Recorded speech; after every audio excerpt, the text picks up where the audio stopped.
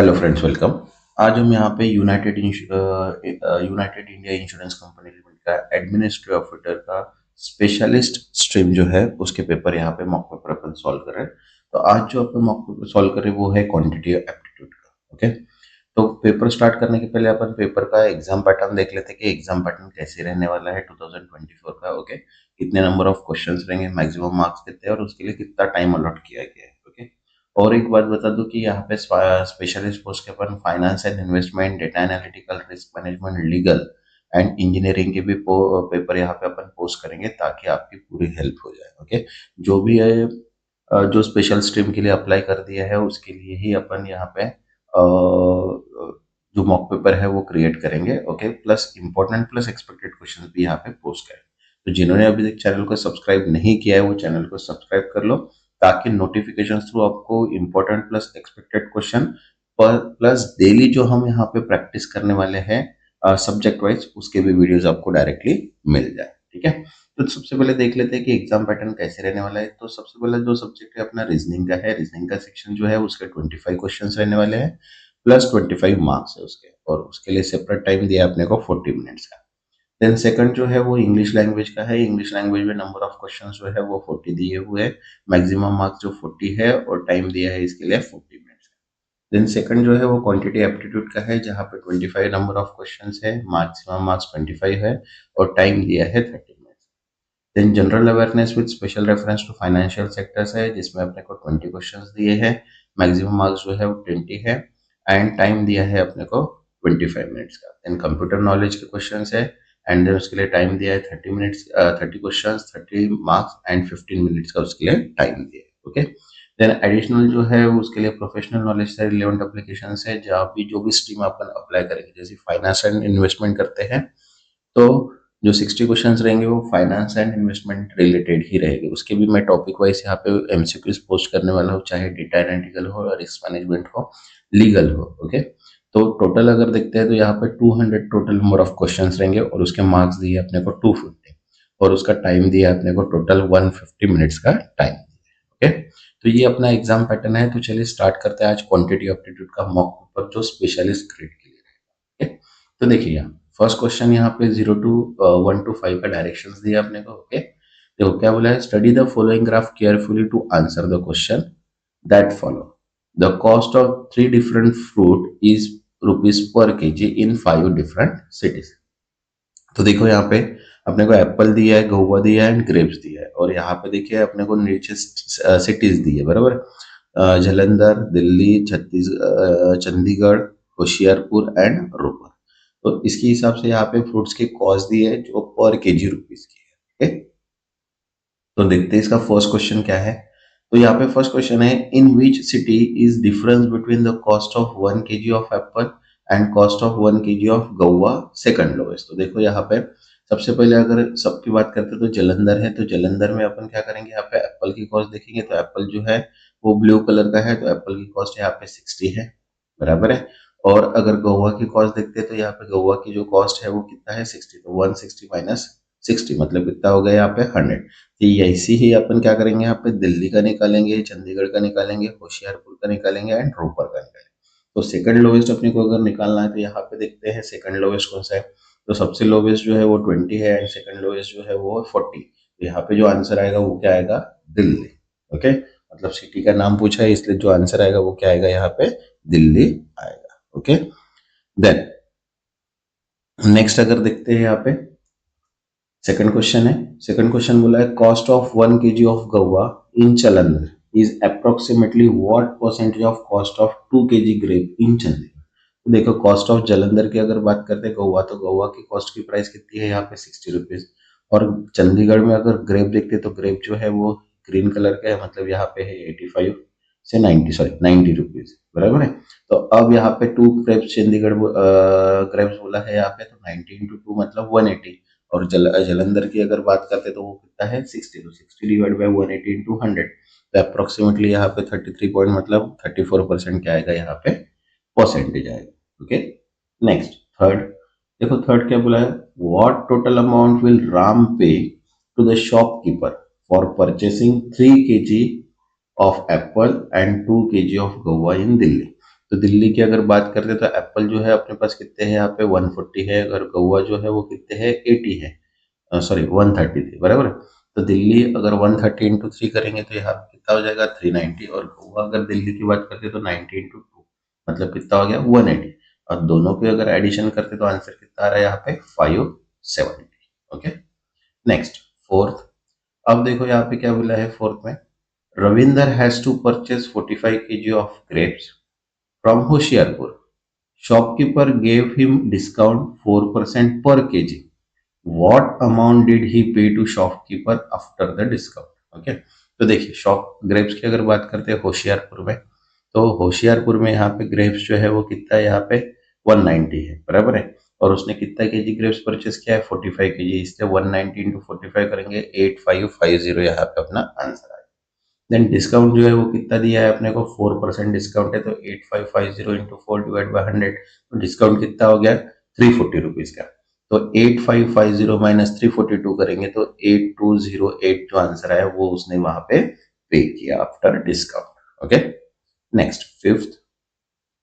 हम देखो फिफ्थ क्या बोला है, what is the respective ratio between the cost of 1 kg of apple from Ropar and cost of 1 kg grapes from Chandigarh.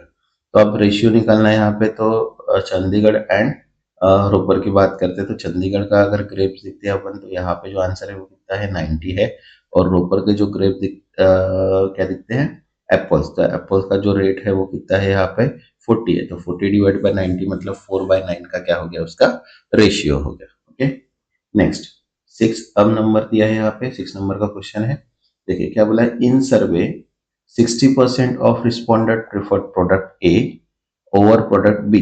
Okay, if 240 people participate in survey, how many preferred product A. तो देखो 60% अगर निकालते हैं अपन यहाँ पे 240 का, तो इनडायरेक्टली 144 आता है, तो 144 इसका प्रेफर्ड हो गया किसका ए का प्रोडक्ट, बराबर।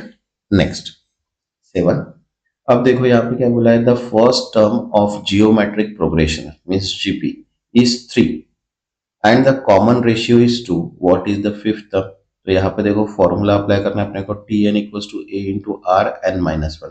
तो ए की वैल्यू जो है अपने को दी है 3, आर की वैल्यू जो है वो 2 है, और एन जो है वो total number of fifth term है। तो यहाँ पे अगर फॉर्मूले में पुट करते तो इसको कैलकुलेट करने के बाद जो आंसर आता है वो कितना आता है 48, इसलिए जो करेक्ट आंसर है वो क्या है यहाँ पे 48 आंसर आया। Okay, next 8।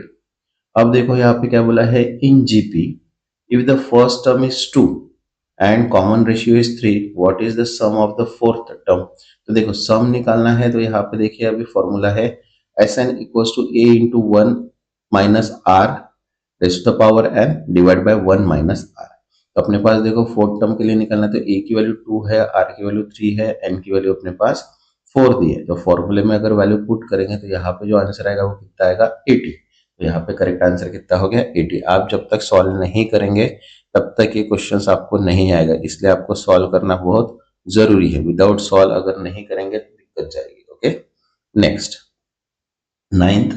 अब देखो यहाँ पे बोला if 1/x plus 1/y equals to 1/z, what is z in the term of x and y। तो देखो यहाँ पे अगर देखते हैं तो x divide by 1/x plus 1/y equals to क्या होगा यहाँ पे x plus Y divide by x/y। तो यहाँ पे अगर करते हैं तो x plus Y divide by xy equals to 1/z, तो z इक्वल्स टू कितना हो गया यहाँ पे xy divide by x plus y। Okay, next 10th। अब देखो if the sum of first n natural number is 210, find the n। तो अब देखो फॉर्मूला अपने पास n into N plus one divide by 2, तो यहाँ पे वैल्यू दी अपने को 210, तो 210 अगर करते हैं तो यहाँ पे जो n की वैल्यू आएगी वो कितना आएगा 420, बराबर है। तो डिवाइड बाय n मतलब n की जो वैल्यू आई वो कितनी आई यहाँ पे 20, तो आंसर कितना है यहाँ पे 20। Next 11th।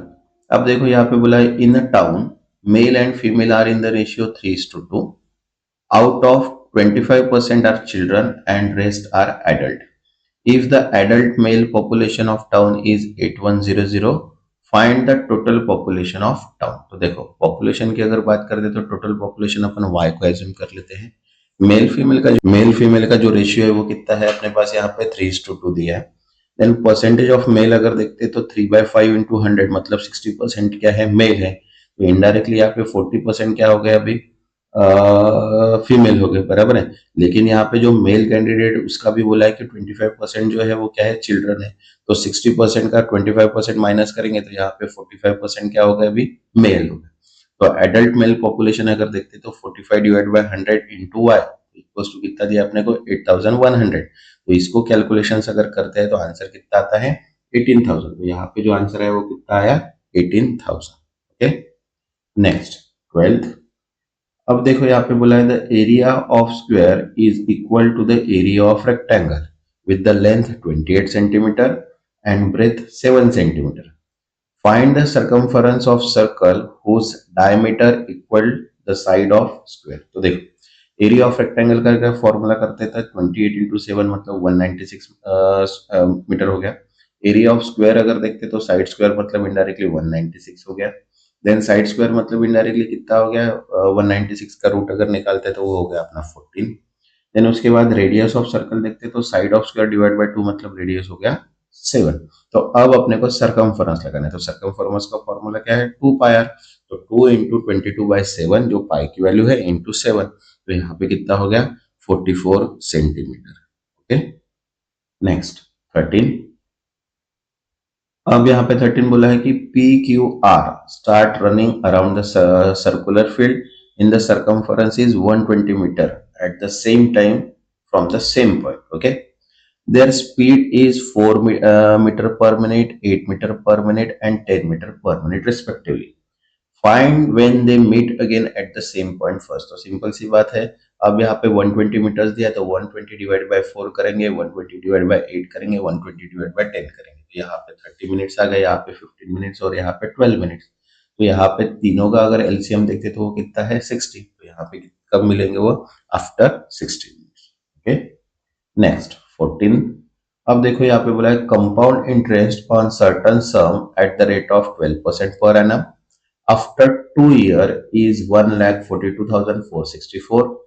Find the simple interest on sum at the rate of 15% per annum for 7 years. ठीक है, तो सिंपल कंपाउंड इंटरेस्ट का फॉर्मूला अपने को यहाँ पे पुट करना है। कंपाउंड इंटरेस्ट का फॉर्मूला ऑलरेडी अपन पढ़ चुके हैं, बराबर है। तो उसके हिसाब से अपने को यहाँ पे सॉल्यूशन करना है। तो देखो यहाँ पे सिंपल कंपाउंड इंटरेस्ट जो दिया है वो 1,42,464 दिया है अपने को, बराबर है। तो उसके हिसाब से अपने को यहाँ पे प्रिंसिपल अपने को सबसे पहले निकालना है। तो अपन ने रेट दिया, डाल दिया 12, नंबर ऑफ ईयर्स जो है वो 2 है, देन डिवाइड बाय 100 -1। तो यहाँ पे अगर प्रिंसिपल निकालते हैं तो प्रिंसिपल आता है 5,60,000। ओके, अब सिंपल इंटरेस्ट निकालना है 5,60,000 पे 15% के हिसाब से। तो 7 ईयर्स का जो आएगा 5,88,000 इसका क्या आएगा, आंसर आएगा। आप सॉल्व कीजिए तब आपको प्रैक्टिस भी हो जाएंगी, प्लस पेपर भी इजी आएगा। देखो 15। अब देखो यहाँ पे क्या बोला है 15 में, a mixture contain milk and water is the ratio 7:4. If 22 liter of mixture is replaced with water, the ratio of milk to water become 5:6. Find the quantity of original mixture। तो देखो तो क्या बोलते हैं, quantity of milk and water अगर देखते तो कितना है, 7 लीटर एंड 4 लीटर। तो 22 लीटर अगर मिल्क 22 लीटर अगर मिक्सचर है तो मिल्क की क्वांटिटी अगर देखते तो 7/11 इंटू 22 मतलब कितना हो गया, मिल्क 14 लीटर का। देन उसके बाद वाटर अगर निकालते हैं तो 22 इंटू 4 डिवाइड बाई 11 मतलब कितना हो गया, 8 लीटर, बराबर है। अब क्वेश्चन को ऐड करते तो देखो कितना बोला है यहाँ पे रेशियो अपने को कि 5:6 का रेशियो है, बराबर है। तो इनडायरेक्टली यहाँ पे 7x minus 14 then 4x minus 8 plus 22। तो यहाँ पे रेशियो कितना बन रहा है, यहाँ पे 4/6 का। तो क्रॉस मल्टीप्लीकेशन करने के बाद जो x की वैल्यू आ रही है वो कितनी आ रही है, यहाँ पे 7। तो मिल्क का जो रेशियो था वो 7x था, तो 7 इंटू 7 मतलब 49 लीटर। इसलिए जो आंसर आया वो क्या है, इतना 49 लीटर। ओके, नेक्स्ट 16 to 20 दिया है, अभी अपने को टेबल्स दिया है, ग्राफ्स दिया है। तो ग्राफ के हिसाब से अपने को क्या करना है, यहाँ पे एक्टिविटी परफॉर्म करना है। ठीक है, तो देखो टेबल्स देख लेते हैं। सबसे पहले ईयर दिया है 60, 62, 70, 72, 80, 82, 90, 92 एंड 2000, 2002। प्राइस की यहाँ पे क्वांटिटी दी है, वीट कंजप्शन की क्वांटिटी दी है, grams per day core grains दिया है एंड पल्सेस दी है, बराबर है। अब ये जो टेबल है इसके हिसाब से अपने को क्या करना है, यहाँ पे इसका कैलकुलेशन करना है। तो देखिए क्वेश्चन नंबर 16 बोला है for which set of year combined consumption per day is equal with the other set of years. तो देखो अब सबके अपने को क्या करना है, यहाँ पे ईयर्स की एडिशन करना है, सभी ईयर्स की। तो 62 की अगर एडिशन करते तो यहाँ पे 415 हो, देन 72 की 4 हो, देन 82 की 482, 92 की 485 एंड 4। तो कंबाइंड डेली कंजप्शन अगर देखते हैं तो यहाँ पे देखो 458 जो है वो 1972 में है, और सेम अगर देखते हैं तो वो है 1992 में। मतलब जो दो ईयर्स है उनकी जो कंजप्शन है वो क्या है, इक्वल है। Okay, next 17। अब देखो यहाँ पे क्या बोला है, what is the percentage of average consumption of wheat for given set of year to average consumption of total grain. तो देखो व्हीट की अगर बात करते तो यहाँ पे व्हीट सभी के अपने को एडिशन करना पड़ेगा, डिवाइड बाय 5, तो यहाँ पे 104 ग्राम पर डे मिल जाएगा। Then total gram of grain consumption की अगर बात करें तो यहाँ पे ग्रेन्स की अपने को दी हुई है, बराबर है। तो अब ग्रेन्स अगर देखते हैं तो यहाँ से लेके यहाँ तक सभी के अपने को सबसे पहले एडिशन करना पड़ेगा। ओके, क्योंकि सभी क्या है, ग्रेन्स है। तो डिवाइड बाय 5 करेंगे तो इसका आंसर आएगा 454, बराबर है। अब परसेंटेज अगर व्हीट कंजप्शन निकालना है तो 104 डिवाइड बाय 454 इंटू 100, तो 22.89 मतलब अप्रोक्सीमेट 23% क्या आएगा उसका आंसर आएगा। Okay, next 18। For which good grains consumption, food grain consumption was there successive increase over the given set of year। तो कंजप्शन अगर देखते हैं यहाँ पे देखो 62, 81, 116 ये, तो वीट का कंजप्शन जो है सक्सेसिव रेट इंक्रीज हुआ है, लेकिन यहाँ पे देखो इंक्रीज और डिक्रीज है, यहाँ पे भी इंक्रीज डिक्रीज है और यहाँ पे भी इंक्रीज डिक्रीज। सिर्फ वीट का कंजप्शन है, तो वीट का कंजप्शन जो है सक्सेसिव और मतलब बढ़ते ही जा रहा है। Okay, next 19।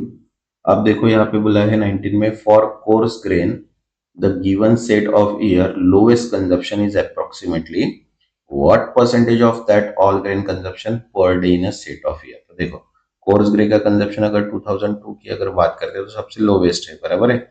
यहाँ पे कितना है 86। टोटल ग्रेन का कंजप्शन अगर देखते हैं 2002, तो इनकी सबकी एडिशन करने के बाद अपने को कितना मिल रहा है 488, बराबर है। तो 486 डिवाइड बाय 488 इंटू 100, तो यहाँ पे 17.62 मतलब 18% इसका अप्रोक्सीमेट आंसर आएगा। Okay, next 20। अब देखो यहाँ पे बोला है कि how many more percentage of average consumption of rice from the average consumption of coarse grain. तो देखो राइस का अगर देखते हैं यहाँ पे एवरेज, तो यहाँ पे देखो सबकी सम करना पड़ेगा और डिवाइड बाय 5 मतलब एवरेज मिल गया अपने को 187। कोर्स ग्रेन का भी अपने को सेम यहाँ पे करना पड़ेगा, तो यहाँ पे देखो 537 डिवाइड बाय 5 तो इसका मिल गया 107। तो इनडायरेक्टली यहाँ पे 187 माइनस 107 डिवाइड बाय 107 इंटू 100, तो यहाँ पे कैलकुलेट करने के बाद 74.11 उसका क्या आ रहा है, आंसर आ रहा है। Okay, next 21।